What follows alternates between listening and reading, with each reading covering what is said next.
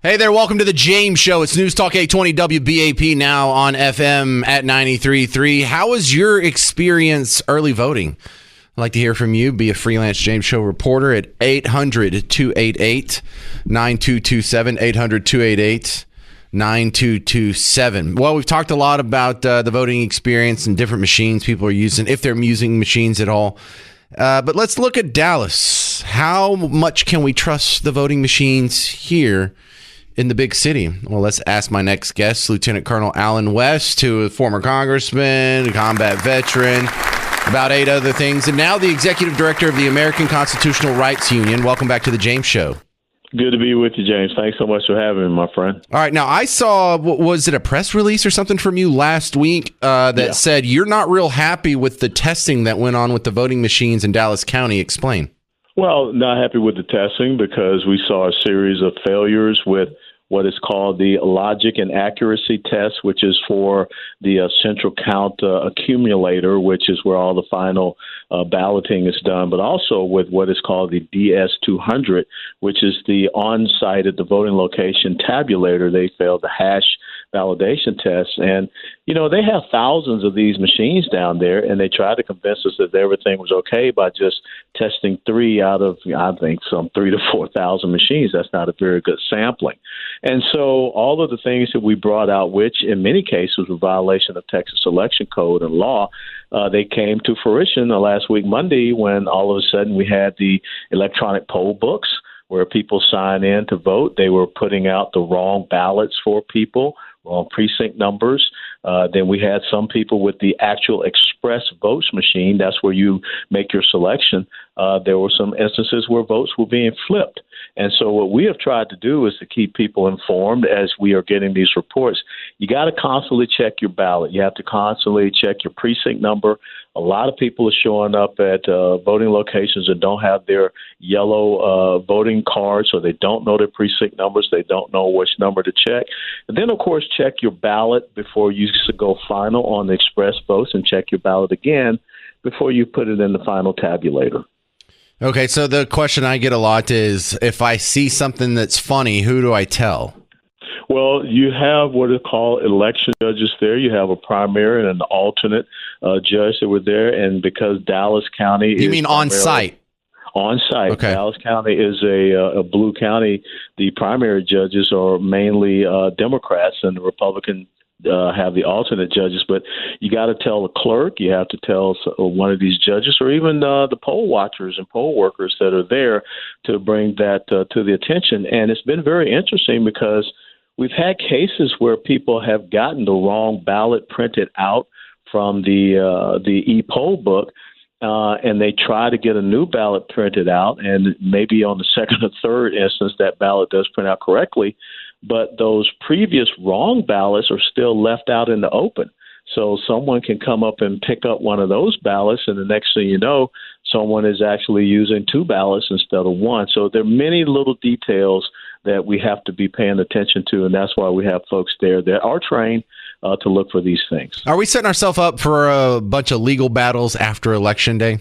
Well, I think it's very critical that it's going to be hard, especially after what happened last week, to say definitively that the early voting is completely certified, because we're having a problem reconciling the number of voters to the number of tabulations of votes that have been taken at certain polling locations. There are 71 different voting locations here in Dallas County, and we've experienced some very interesting things. And one thing that is further disconcerting is that we were told by the elections administrator, Hyder Garcia, that the problem with the poll books initially last week, Monday, Tuesday, was a software glitch. Well, they go back to the manufacturer, Election Systems and Software, ES&S, and somehow they got some new software update, but who validated that software update? Who certified that software update? So I think that there are going to be some people that are, going to question some things if we don't have the right type of reconciliations at the end of this early voting, which happens this Friday. All right, so let's talk about your outfit. You've taken on the role as executive director of American Constitutional Rights Union. It's, if I remember correctly, isn't this the sort of the counterbalance, the right-wing ACLU? Is that what this is? Yeah, absolutely right. This organization, I've been with them for going on 5 years now. They actually came, and officially in the ED position last three, they came on board about 29 or 30 years ago, and it was the founding board member was Ronald Reagan's former Attorney General, Edwin Meese, who still sits on the board. And it is really all about protecting your constitutional rights, especially those First Amendment rights, Second Amendment rights, and joining with, amicus briefs with different cases that we see, such as the country of Mexico has brought a case against gun manufacturers here in the United States of America, saying that they're the reason to blame for cartel violence in Mexico. So it's those type of things that are happening that we try to keep in the public eye of citizens, because we had a circuit court in Massachusetts that supported that case going forward. All right, Alan West, how do they find out more about your new outfit? You can find out at theacru.org, the American Constitutional Rights Union, and please follow us at the dallasgop.org and learn about everything that is happening here. And if you have issues, please let us know through our voter hotline so that we can rectify the situation. All right, thank you for keeping an eye on those voting machines, Alan. I appreciate that. Always. Take it, brother. Thanks, sir. Lieutenant Colonel Alan West on The James Show. That doesn't make me feel a whole lot better, but it does make me feel a little bit better that at least someone's looking at it and testing it. There is such thing as even a test. 800-288-9227. If you have a early voting report, I'd love to hear it. Call in. 800-288-9227.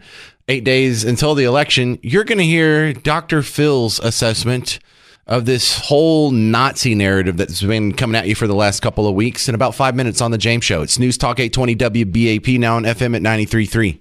Hey there, welcome to The James Show, News Talk 820 WBAP, now on FM at 93.3. Have you voted yet?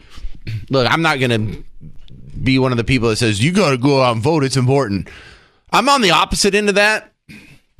You'll notice that and I'm not just doing this so I'm a more interesting guy on the radio. I have a few, I realize they're personality quirks. I realize like there's some things that I just have in my worldview that I want to look at surveys. Only 2% of the people out there agree with me. And I'm like, well, I guess 98% of y'all are weirdos then, because I'm right. All right.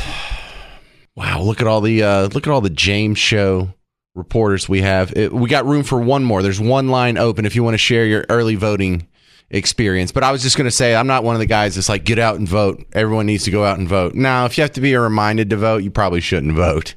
If you weren't going to vote until you saw an ad with like Paris Hilton and Seth Rogen and Christina Ricci telling you to vote, if you weren't going to vote until then, until Chelsea Handler told you to vote, don't vote. Don't vote. If you don't know where to vote, don't vote. You just don't. Just stay home. If you think men can have babies, just stay home. If you think Dak Prescott earned the biggest contract in football history, you're not allowed to vote either. To the phones we go, 800-288-9227. This is Jeffrey in Flint. You're on The James Show. How was your early voting experience, sir? You know how it was because we voted at the same place, Noonday, Texas. We got there on Tuesday about 11 o'clock. And the line was quite long, was out the door and wrapped around the hallway. What? And, oh, yeah. And we made it through that line lickety-split, as they say. It was an outstanding experience. We took a brand new, never voted before lady from the neighborhood in her 60s, had never voted before, and she was quite nervous. And the folks in Noonday, Texas, took care of her and us just as nice as can be. And was a terrific experience. It's I think our second time voting in Noonday. How long did it take you? Oh, under a half hour. Man, it took me maybe 4 minutes. There was no line. I walked right in. Some dude checked my ID, got the ballot. It may have been less than 4 minutes, but it was nice because they had the chuck wagon out there with all the good fixings when I was there. I don't know what they had for you, and that's a joke. That's a joke. We don't have chuck wagons. That was months ago. Lori is going to be my next James Show reporter. Lori in Springtown, you're on WBAP. How was your early voting experience? It was great. The line was long. I took myself and my two kids, and they didn't let us use our phones in line. They went through and told everyone, you need to put it away, step aside. We'll hold your place in line as it should be. went up, turned up our votes, and they said about 800 to 900 people a day are voting there. Oh, good. Well, yeah, Springtown not that big, so we'll take it. All right. But no funny business? Nothing weird? Nope. Didn't change your votes? Weird. All right, good stuff. Nope. Thank you very much, Lori in Springtown. All right, let me squeeze in this, Dr. Phil. Thank you for all you James Show reporters. If you want to get in line, 800-288-9227. But this was at the Nazi rally. I'm sorry, the Donald Trump rally at Madison Square Garden. I just get confused whenever there's an event at Madison Square Garden. I was told that means it's a Nazi rally. So I'm looking forward to the Nazi basketball game against the Timberwolves later. But check this out. Now, remember, Dr. Phil's one of us. He lives next door. He's over in like Fort Worth or something. With his new network over there kicking butt. But he got to get on stage last night in New York City and kind of this political exposition, this discussion we have in politics. This is the stuff he's an expert on, this whole bullying talk.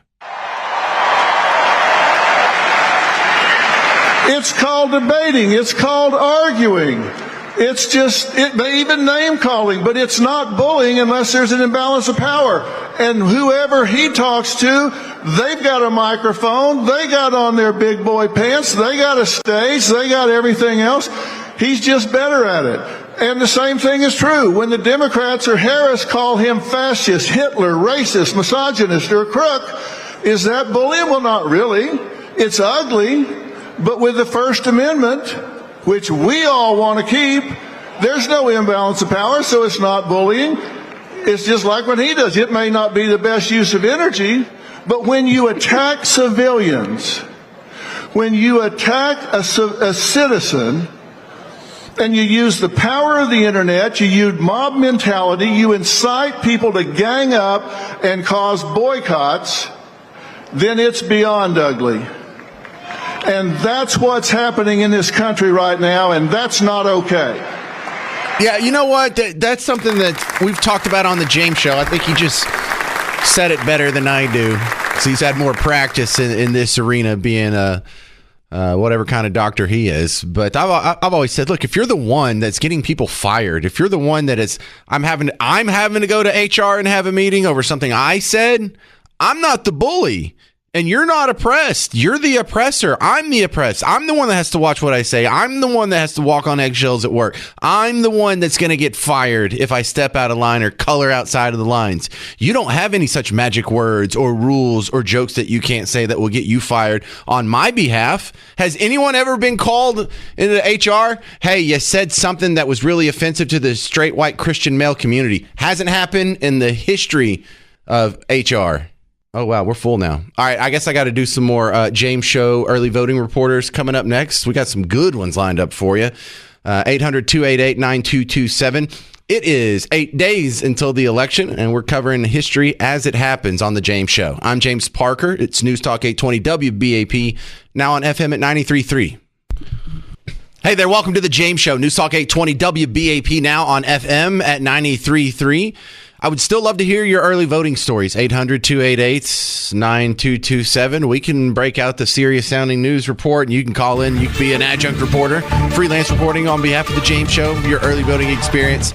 800-288-9227. Even if it went well, I'm just looking for where you went, how long it took, if there was any shenanigans, anything fishy, anything funny. Did it smell bad? I want to hear it. 800-288-9227. Now, I didn't watch the Madison Square Garden rally last night, so I was watching the Cowboys humiliate themselves in front of a national audience, in front of God and everybody, in front of their wives, girlfriends, families. Should have watched the rally. I'd have had a better time.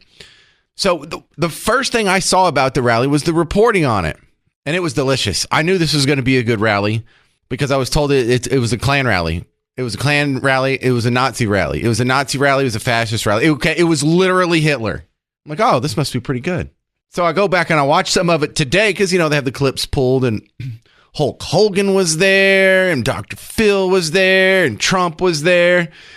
And then I go look at the reporting, and almost all the reporting has been about a Puerto Rican joke made by Tony, the opening comedian, like 9 people before Trump came on. Like, if you're reporting on a rally is to take the least important person there, find the most inflammatory thing they said, and make that the headline, then you're not an honest reporter. But you didn't expect that. I mean, you know better than that.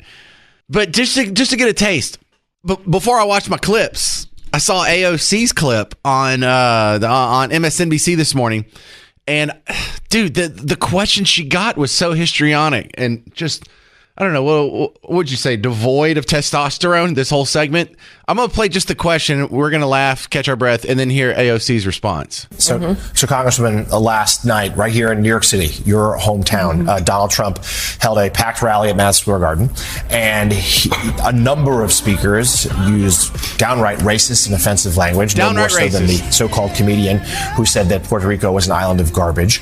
Can you just give us your reaction to what you heard last night, just hours and hours of frankly, hate, and what, frankly, how it could electrify this electorate? Look, I haven't even heard the joke yet. I know who Tony is because he has a show called Kill Tony, and some of my friends think I should see it, but I've seen clips from it. You've probably seen clips from it floating through your social media too. You just didn't know it was from that show. So apparently Tony had some joke where he called Puerto Rico a pile of garbage. Now, you and I know that he probably didn't mean it. Every Puerto Rican, based solely on their immutable traits as their ethnicity dictates, is a lesser than white people. Like, that's kind of like their interpretation of it. I imagine he called Puerto Rico an island full of garbage. I imagine it was a little more shallow and not as like ethnically sweeping as that. Maybe he referred to it like right after a hurricane when it was just an island of garbage, which it would be after a hurricane. It would be an island that was where garbage was dominating the landscape. Doesn't mean that they're lesser people or all of a sudden we're Nazis, but that's the closest thing they could find. They're not playing you the joke. I still haven't even heard the joke. I doubt it was about their ethnicity. I doubt it was about their immutable traits or their phenotypes or some sort of race-based slander. Anyway, AOC's response, now that we got a nice chuckle out of that. Well, there's a couple of things. As you mentioned, this was a hate rally. A hate rally. This was not just a presidential rally. Hang on. Remember, this is a hate rally. I want you to remember that when I play you the clips coming up. This was also not just a campaign rally. I think it's very important for people to understand that these are mini January 6 rallies. These are mini Stop the Steal rallies. These are rallies to prime an electorate into rejecting the results of an election if it doesn't go the way that they want. Because Donald Trump and that entire cadre of people up on that stage, Stephen Miller, etc., do not respect the law of the United States of America. And they either want to win this election, is she gonna say it? Or they are using rhetoric is she gonna of say the taking secret it word? By force. That is what they mean, and that's what they're doing when they are inciting violence and hatred against Latinos, against Black Americans, against Americans who don't have children, against. I mean, you have J.D. Vance literally talking about watering down people's right to vote, depending on if they can viably carry a child or not. We have to understand how unhinged this campaign has gotten, and the only reason that the rhetoric has gotten this far is precisely because they are trying to prime the kind of froth that led up to the January 6th attack on the Capitol. Well, she didn't say Hitler. Let's go to the hate rally then. How hateful was this rally? I don't know. Let's ask Hulk Hogan. You know something, Trump maniacs? I don't see no stinking Nazis in here. Yeah. Get him, Hulk. I don't see no stinking domestic terrorists in here. The only thing I see in here are a bunch of hard-working men and women that are real Americans, brother. That wasn't very hateful. I'm not scared. There wasn't a whole lot of anger there. They all seem kind of uplifting and positive. Huh. That's weird. That's not how it was described to you. And just to pay off the tease there, holding a political rally, Madison Square Garden. You know, the Nazis did that in 1939, February 10th, 1939. It just reeks of that. Oh, really? Because the Democrat National Convention was held at Madison Square Garden 1924, 1976, 1980, 1992. What was it? Were they Nazis? Was it Nazi-ish then? I mean, 1992 is not that long ago. That's the Bill Clinton one. And at the 1924 one, the one that happened before the Nazi rally, the Klan showed up and they had their big little march outside in the streets of New York. They were wearing their stupid hoods and everything. Yeah. Changed the rules on that one again, didn't they? Coming up next, we're going to have a chat on how to deal with family members who are too politically extreme to be rational. And I'm not even necessarily pointing the finger at Team Red or Team Blue here. Just there's some people who in either direction or some direction have gotten so politically extreme, they don't talk about anything else. How do you deal with these people? We'll talk about that next. 800-288-9227, 800-288-9227. I'm James Parker. This is The James Show. News Talk 820 WBAP, now on FM at 93.3. Hey there, welcome to The James Show. News Talk 820 WBAP, now on FM at 93.3. I would like to hear your early voting reports. 800-288-9227, 800-288-9227. I know it doesn't seem like it's worth calling in because nothing really happened. You just went out to your polling location and you cast your ballot and whoop-de-doo. I know. Look, here, I'll give you mine. Just to give you an example, this is a good enough story right here. So, yeah, I had to go out to the Noonday Community Center. That's a real place. And that's not just an avatar like Bug Tussle. I swear to God, this is why I'm embarrassed to tell you people about where I'm from because it just sounds like I'm from Cooterville or something. So, yeah, I went to the Noonday Community Center. They gave me a paper ballot, stuck it in a speak and spell. It had a 56K modem. Just kidding. But no, I was in and out in probably about 3 minutes. There was no line.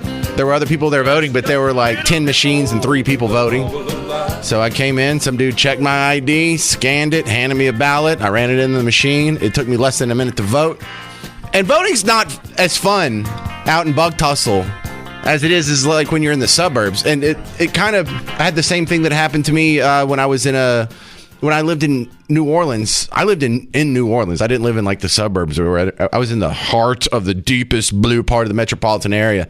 And so half the time when I would go vote, all the down ballot races, like, hey, your district judge or your county commissioner or whatever, a lot of them would have Democrats only with no Republicans running against it. And then when I vote in Bug Tussle, flip that. Like of the 11 people I voted on, 7 of them were running unopposed. And, you don't even have to ask why. It's like, well, why don't they at least put someone on the ballot? Why waste your time? Why waste the money? Why waste your scarce campaign resources trying to win like the constable of precinct 12 in Smith County? It's just, there's no prestige. There's no power. They don't have access to a lot of funds. It's kind of I don't want to say it's a worthless position, but it's not worth fighting for. So 800-288-9227. What's it feel like supporting a fascist? A Nazi? They're really leaning into this hard, aren't they? In the last couple of weeks, they've decided this is going to be our winning pony. This is what we're putting all our money on. So I want you to hear just how histrionic the reporting was. This is how I knew it was good. Jonathan Capehart on MSNBC. Listen to how upset he is here. Listen, what do you think's happening at this rally that he's describing? Donald Trump's rally at Madison Square Garden comes days after his own former chief of staff went on record to describe his former boss as a fascist. Got it. But that jamboree happening right now, you see it there on your screen, in that place is particularly chilling because in 1939, more than 20,000 supporters of a different fascist leader, Adolf Hitler, packed the garden for a so-called pro-America rally. He said it. A rally where speakers voiced anti-Semitic rhetoric from a stage draped with Nazi banners. When a Jewish protester rushed the stage, the Associated Press reported, quote, instantly, a dozen or more stormtroopers. Stormtroopers. So let me get this straight.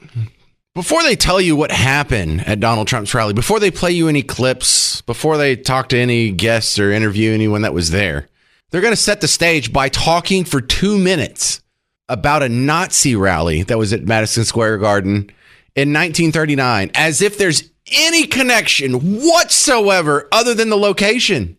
Jonathan Capehart, do you really think Donald Trump's like, well, we should do it at Madison Square Garden. And his team was like, no, let's do it at MetLife Field. He's like, no, we got to do it at Madison Square Garden to pay homage to the Nazis in 1939. Do you think he even knows that there was a Nazi? I didn't know there was a Nazi rally at Madison Square Garden in 1939 until y'all told me 10 times over the last 5 days.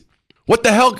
Who cares that there was a Nazi rally? There's no connection there. Are you saying having a political rally at Madison Square Garden or having a rally or having an event at Madison Square Garden automatically associates you with Nazis?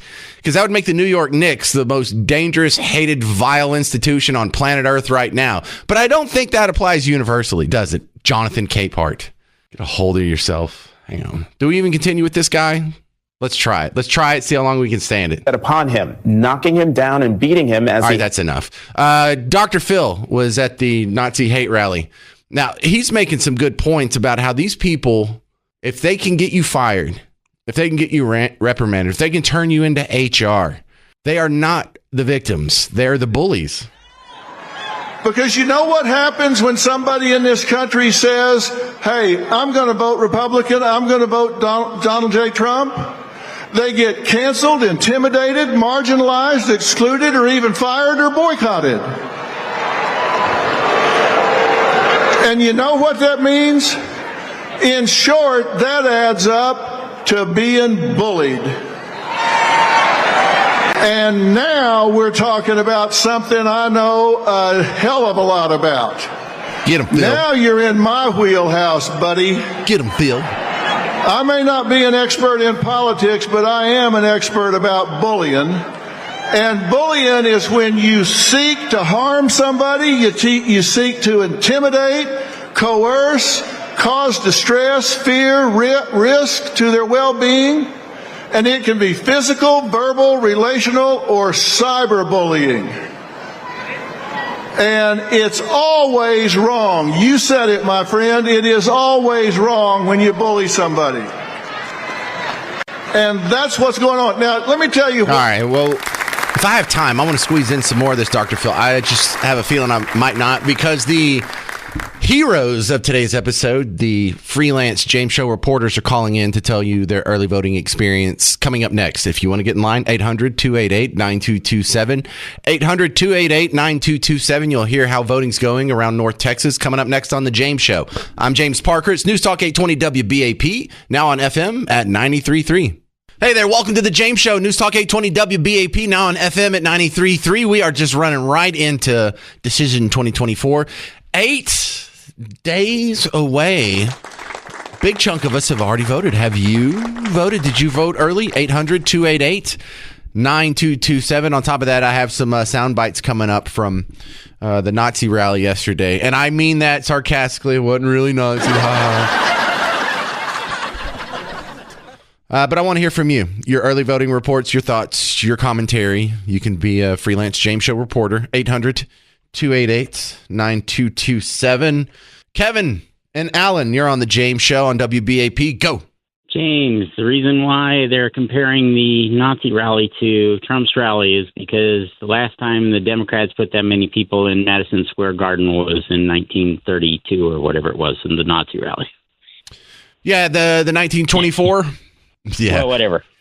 Yeah, so they have run into a problem a couple times now, and it happened again this weekend in Houston. Beyonce was going to be there, and so a whole bunch of people were like, Beyonce's going to be there, and so they showed up, and she comes out on stage, says a few words, and walks off, and she didn't sing a song, and some people were not very happy about that. They're like, dude, I did not take off time on my, Saturday? On my Saturday, so I could go listen to a bunch of nerds speak, and then Beyonce comes out there and talks for 3 minutes. Yeah, we're told crowds don't matter, but when Obama was getting big, Obama didn't get big crowds. So I guess your historical reference only is funny up until that point.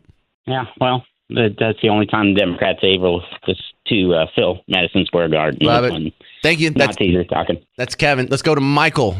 Michael in Tolar? Yes, sir. Where the heck is Tolar? It's, you know where Granbury is? Yeah. It's just a little south of Granbury, between Granbury and Stephenville. Okay. Well, how was your early voting experience, Michael in Tolar? It was pretty good. I just turned 18, so this is my first time voting. Hey, very cool. Yeah, it was. So did you vote for Chapel Roan or something?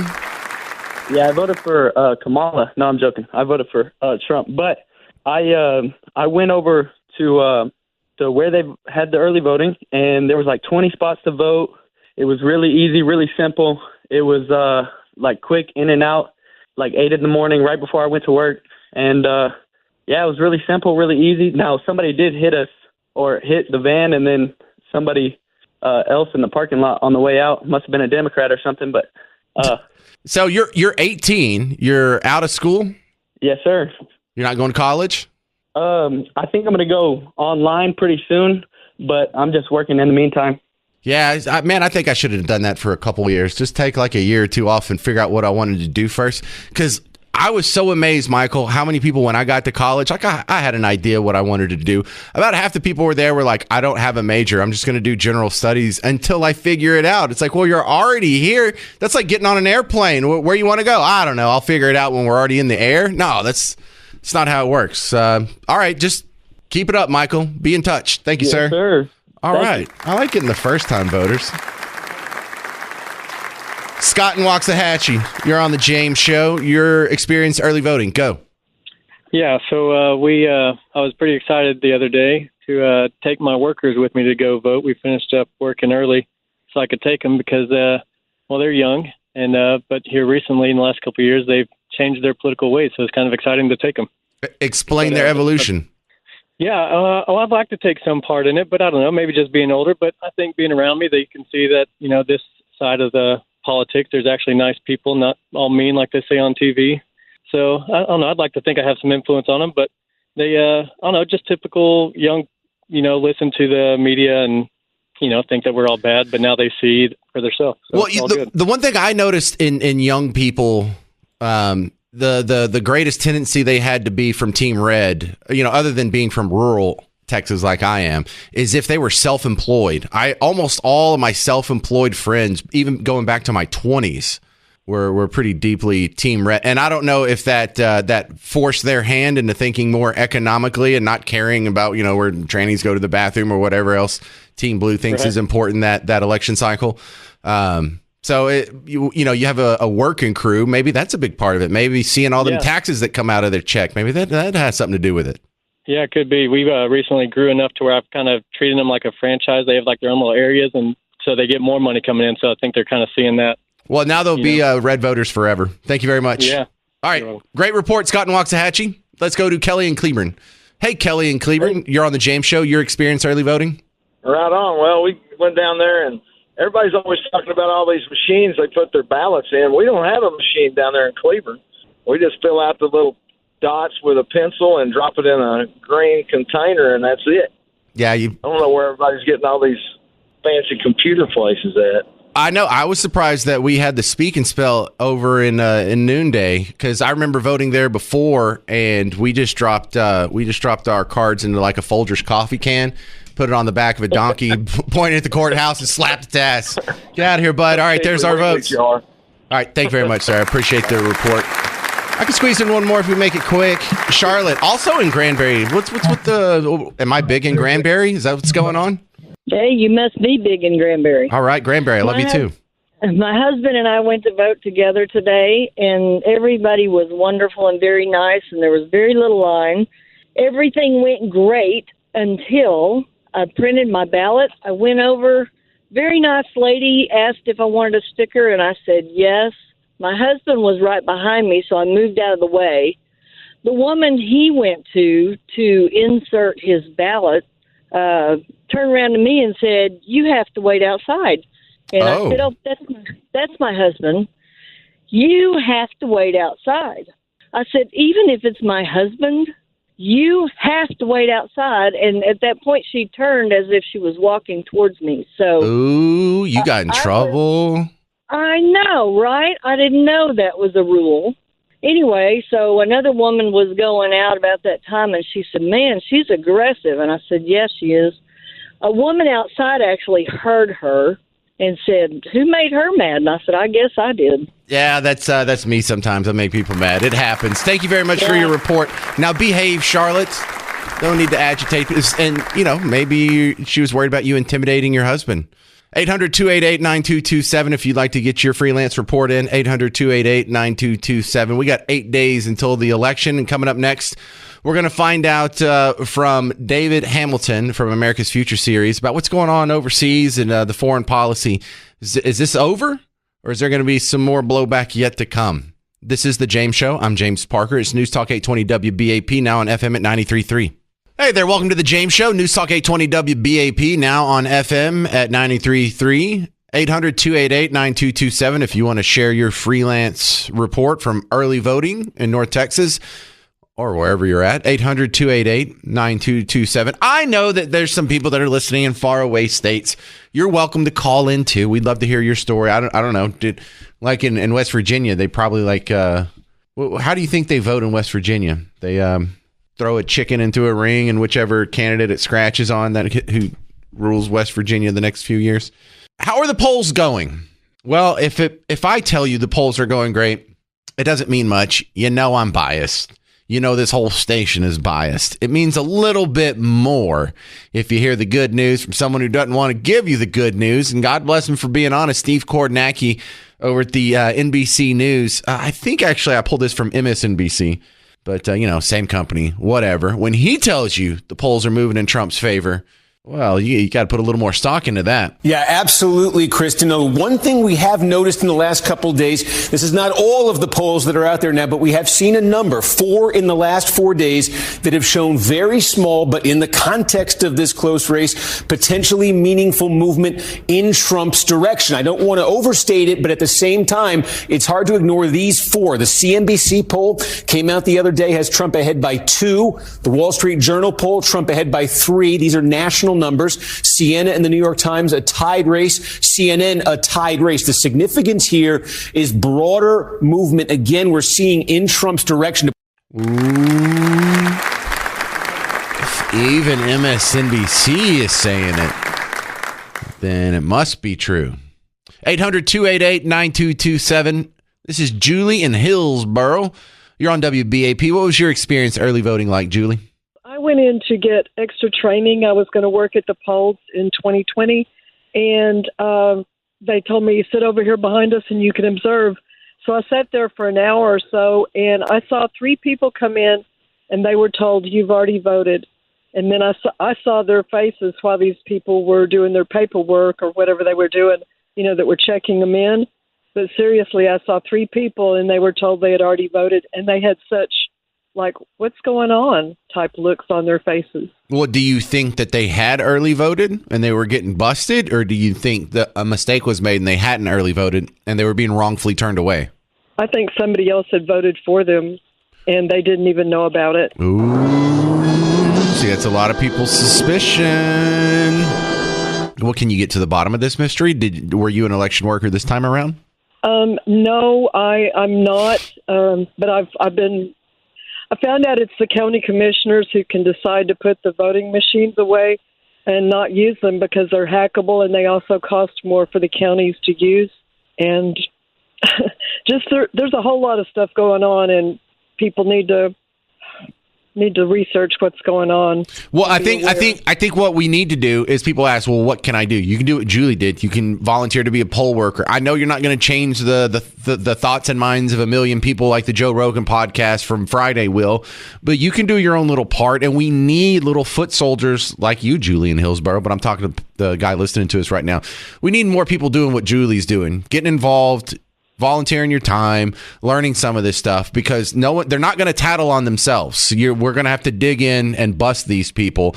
And what can you do? Go to the nearest polling location. You start in your community, especially if you live in a small community. You can have a big impact. But Julie, thank you very much for your service and your report. I appreciate it, Julie. Yes, thank you. Jeremy in Springtown, you're next up on WBAP. What is your James Show early voting report? Hi, James. Everything went good. There was no wait. I'm in Springtown, Parker County. Just walked in, 10 minutes, voted. I did do some investigating for myself, and there's 8 machines in this place that I voted. You go in, you get a PIN number, you walk over to the computers. There's 8 computers. You put your PIN number in, that identifies you. You make your choices, and then you put a piece of paper in, and it prints out what you voted for. Then you walk over to another machine, you put it in that, it scans it, and then it drops it in a big box underneath the machine, and it holds it as a record.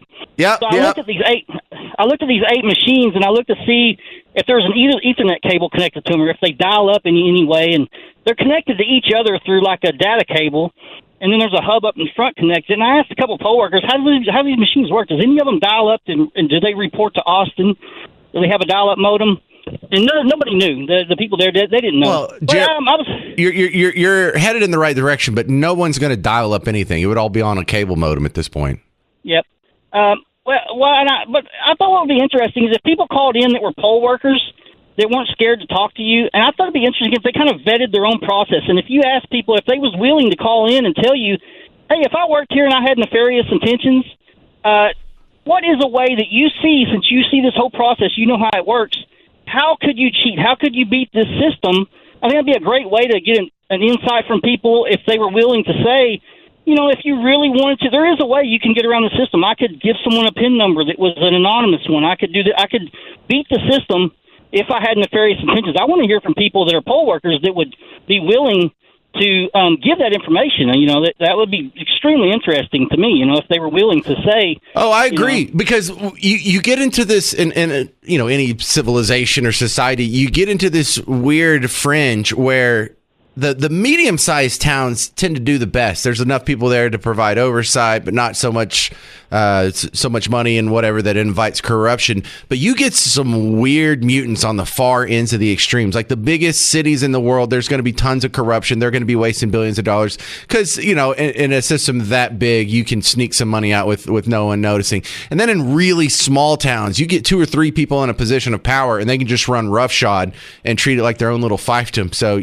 yeah, we see. I would love to hear some of those stories from the people, especially in the smaller precincts and the smaller jurisdictions, because it's so easy for corruption to happen when there's only like one guy in the police force or one person, you know, in that whole department. By the way, Springtown, you're the Porcupines.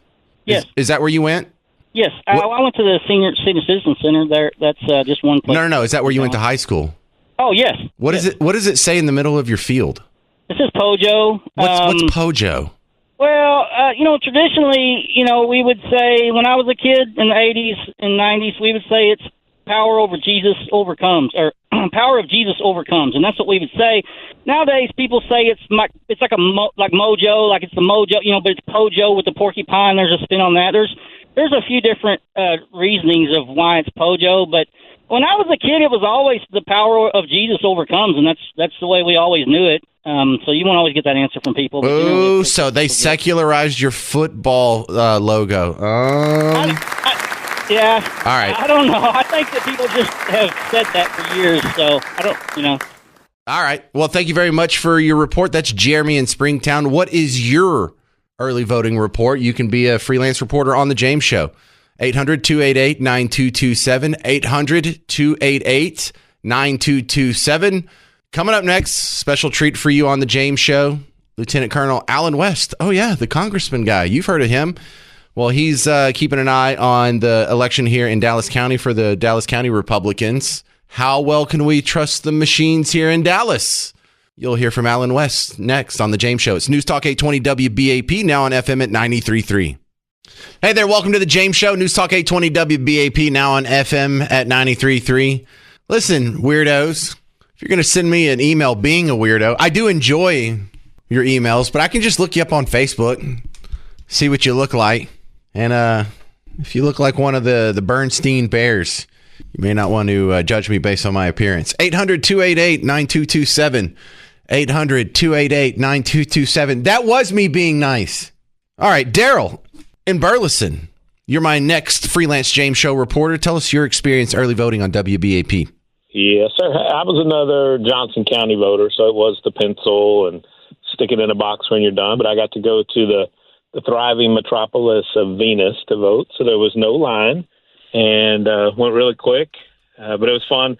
My sister, we just had a family reunion. My sister made some shirts that looked like a political shirt, said Ryan Reunion 24, and the ladies working there had fun with it. They were about to throw me out when I started walking in because they thought I had on a Trump shirt. Oh, yeah, like because you're not allowed to be a politico in such situations. Yeah, she was going to get hats that said "Make Reunions Great Again," but they were a little pricey, so we didn't go with that. But yeah. Yeah, just keep them on their toes, man. Just make sure they're paying attention. Hey, guys, you're on the clock here. Hey, so at Venus, do y'all have a CVS or a Walgreens? Are y'all big enough to have a drugstore? No, they have a Dollar General. Not even a big Walgreens, or what is it? They've got the small grocery store. It's called a David's. It's not even the Brookshires, or it's the smaller Brookshires. Yeah, like Spring is the small Brookshires. The Spring markets are the small Brookshires. Or we have like a Kim's out in Bug Tussle. Do you have a Dollar General? They have some close. They have a Whataburger though, so they're good to go. Well, because I always like to ask people who live in tiny towns like me, at the Dollar General, at the CVS, is anything locked up? Anything behind glass? Because I got to come up here and be in downtown Dallas, and the CVS that's next to our station here at the American Airlines Center, like half of the crap is locked up, and I find that it just seems so infantile. It's like, can we just like admit something is wrong here and start putting people in jail before we lock up everything in the CVS? Maybe we should do something about the criminals and not like interfering with my access to deodorant instead. Yeah. Anyway. Yes, sir. I am a police officer, so I'm with you there. When they lock down toothpaste, times are bad. That's a good way to put it. Yes, sir. Great report then. Look at this. Do ladies love me, or do they just like being freelance reporters on WBAP? Linda in Fort Worth, your early voting story. Go. I voted early in Brazos County, Texas, where I'm from, and similar to the previous caller or an earlier caller, that my ballot went into a box. So, I went in, it took me 40 minutes start to finish. I checked it. Everybody was right. I went and I scanned it, and then they told me to drop it in the box. And I said, well, what happens to that? And they said, well, they're tabulating. The machine's tabulating, but they keep the paper record in case there's something wrong and they have to go back and do a recount. Wait, so that's what I was told. So yours did get tabulated at the spot? That's what I was told. Because mine went through a machine that made some noise. Mm-hmm. It wasn't a Scantron machine because we didn't use pencil. Did you use pencil?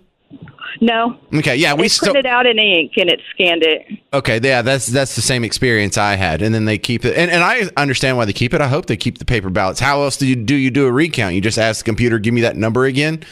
So yeah. All right. Well, Brazos County is really far. How are you listening?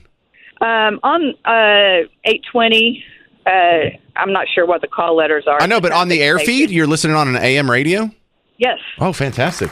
I'm old school. I like AM radio. Well, it's good to know my signal gets down there because I have a nephew at A&M right now. Okay. And he has no excuse to not listen to my show unless he has a class from 2 to 5. And even if he does, you could put in some earbuds. I mean, the James Show, senior level mechanical engineering, it's pretty close. Sure. All right. Well, thank you for your report. Okay. Good stuff, Linda in Fort Worth, or Linda in... Why does it say Fort Worth if you're in Brazos County? Because I am on the I-35 between Brazos County and Fort Worth. My mom turns 95 tomorrow. I'm going to Oklahoma for her birthday. Oh, happy birthday, Mom. That's fantastic. Yeah. Okay. Man, I hope I make it that long. I'm lucky to make it this long. I already look like I'm halfway to Willie Nelson. 800-288-9227. 800-288-9227. If you want to share your early voting report, I'll try and squeeze a few of them in. But I wanted to at least start some of this audio from Donald Trump on the Joe Rogan podcast. This was really good. And the fact that politicians are so annoying, and the fact that you can throw them a question, they'll give you sort of this filibuster answer where it'll take 7 minutes to answer a yes or no question. And if they only have a half hour, then you really only get like 3 or 4, maybe 5 questions thrown at them, and they can get out of there without ever really getting to any level of depth. You can't do that with a 3-hour conversation. And so Donald Trump, just by doing this, squishes any of that attempted criticism of, well, he's 78 years old and he's demented and he's past his prime and he shouldn't be running. He's not qualified. He's not mentally fit. Oh, BS. He's shown more mental acuity and stamina than Kamala Harris has. Has she done a 3-hour interview, a 3-hour conversation? Has she done anything close to that? That's not scripted or edited or recorded in advance. So that's one of the reasons why anytime you see a politician go through a 3-hour interview like this, you might want to pay attention. This may be your only chance to really get a beat on anything at more than just a shallow level. However, the first thing I want to talk about has nothing to do with policy. It has everything to do with something that I'm kind of guilty of too. Remember this dude got shot at? How come that's not a bigger story? How come that story's just gone away completely?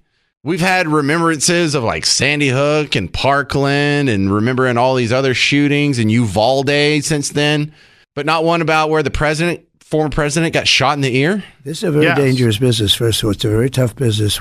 It's the most dangerous business. It's the most, for a job? Yes. I mean, other than going to war and being a firefighter or being a cop, it's the most dangerous business. It's the most dangerous. For being president is the most dangerous. Especially you. I mean, you haven't even got to the election. There's been 2 assassination attempts, and they've brushed those out of the news like it was nothing. Yeah, they'd rather not talk about them. Imagine if there was assassination attempts on Biden, how hard people would be attacking the right, how they would be trying to get guns taken away from people. They would try to ramp up gun laws. They would try to figure out some way to blame you. If there was attacks on, if Biden got shot in the ear, we would have never heard the end of it. Now, the first part of that may sound silly to some people. It's the most dangerous job ever. This is a known job. It's more dangerous than being a policeman or fireman.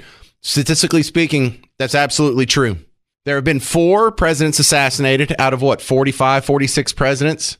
So you have about a 1 in 11 chance of getting assassinated. And this dude's been clipped in the ear already. Reagan got shot and lived. So you take the number of people who've been shot or assassination attempts. Yes.